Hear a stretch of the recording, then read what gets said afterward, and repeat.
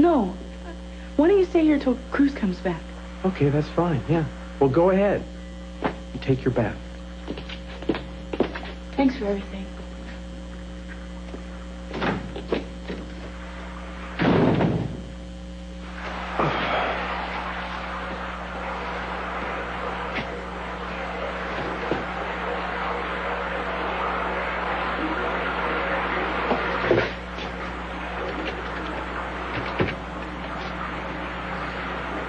Yes, Grace, this is Mr. Cranston. Yes, I want you to cancel all of Miss Capwell's appointments for tomorrow. That's right, and I want you to order her some flowers. No, several baskets. Yes, elegant arrangements. Have them sent to her home. Yeah, and on the card I want it to read, from Kirk. Thank you.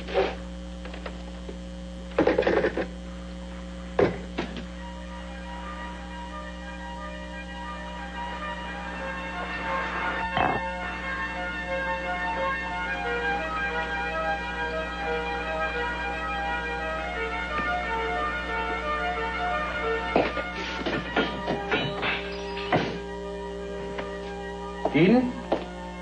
Are you all right? Eden? Eden, I'm coming in. Eden? I feel like I'm falling apart. Okay, well then let it happen. I can't. Look, I am not talking about forever. You could just let yourself go for just a little while. All right? I mean, you don't have to be Superwoman every minute, every hour of the day. Nobody can do that, Eden.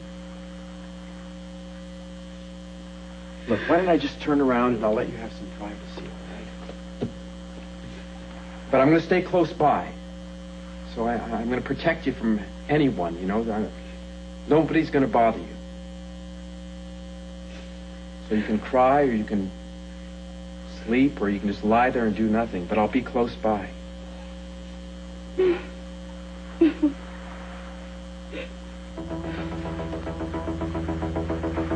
stop! Cruz? No!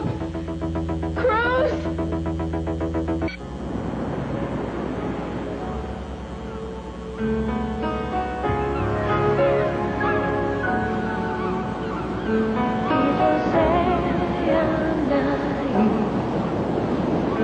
My heart out and it will surely break if love should ever leave. I think I love you. What? I said I think I love you. Happy birthday, Cece. Sorry, no happy returns. Because next week you're going to be leaving us. You're going to your final reward. And I'm finally going to get my reward. You know, I never would have believed it could come to this. When you invited me and Brandon to stay here with you, we were all so close. And then you and I fell in love. Everything seemed just so glorious. Every dream I ever dreamed was going to come true. There was a powerful, successful man who adored me and my son, who would protect us. And he wanted to have children with me. It was just like a fairy tale. But there was no happy ending. Because you never loved me. Just used me to get to Brandon. And then you started up with Sophia again, and you threw me aside without a second thought. You had no right to treat me that way. You hear me? You had no right.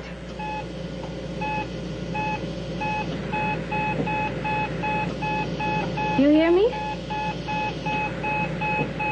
Can you hear anything I'm saying, Cece? Can you? What'd you want to do, you stupid chump? Don't, Cruz! I should have known, man. No sooner do I turn my back and you try to pull something like this. Look, Cruz, why don't you just find out what's going on first before you start acting like the idiot that you are? I got eyes in my head. Damn it, you got no brains in your head, man. I said just back off. All right.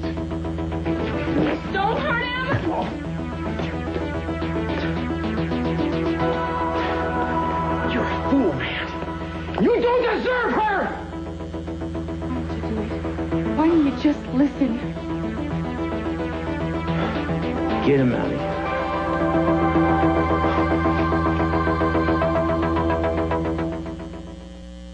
Kirk knows I'm in love with you.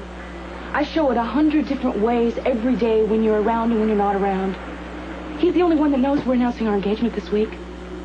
He has not said a single thing. He has not made a single move out of line. Maybe not to your face, but when I see the dude alone, it's a different story. Well, I don't know about that. But Cruz, Kirk has put himself out for you in spite of the constant hostility he gets from you. He's put himself out for me? How? I think the real issue here is that the man pushes your buttons. He is sophisticated, he gets around, he knows business inside and out, and he's on a different level of society than you are. I see all the things I'm not. Is that what you're saying? No, but I knew you would take it that way. No, you got it wrong, babe. What the guy is the kind of guy that you can't see past. That's all. He's got a 3-piece suit, a 3 martini style, and it's obvious you find that very, very comfortable. I don't know, maybe he reminds you of your father. You never were too good at seeing through him either, come to think of it. This is supposed to be. Let's stick to the point. You take the guy at face value because he's what you're used to. When anybody else could see, what he's trying to do is break us up. I don't think that's the issue. It is not Kirk, it's me. And my life separate from you. What? You always take offense. It is so hard. Sometimes I twist myself into knots trying to explain my actions. Trying not to hurt you. Being late. Having to travel. And frankly, I am tired. And it is nice having someone like Kirk. It is nice. Because it's important to me for him to understand and for you to understand. I mean, like the remark about my father.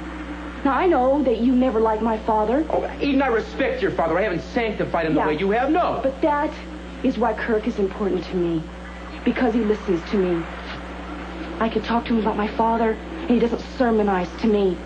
I can tell him my feelings.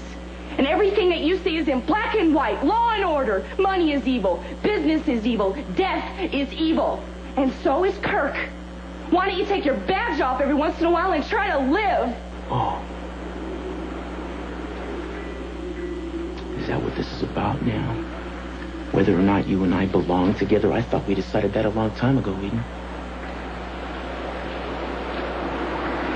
I just don't think sometimes that the life that I live day to day is going to mesh with the life that you expect of me as your wife.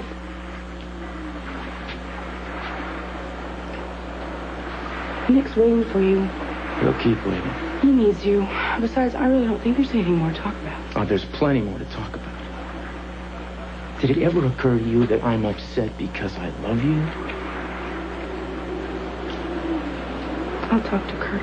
I would appreciate it if you wouldn't. I'd appreciate it if you'd stay here until I come back and talk to me. And we can finish this, all right? Cruz, I love you too. And sometimes I get a horrible feeling that it's just not enough. Yes, it is enough. This is about learning. It's not a crime.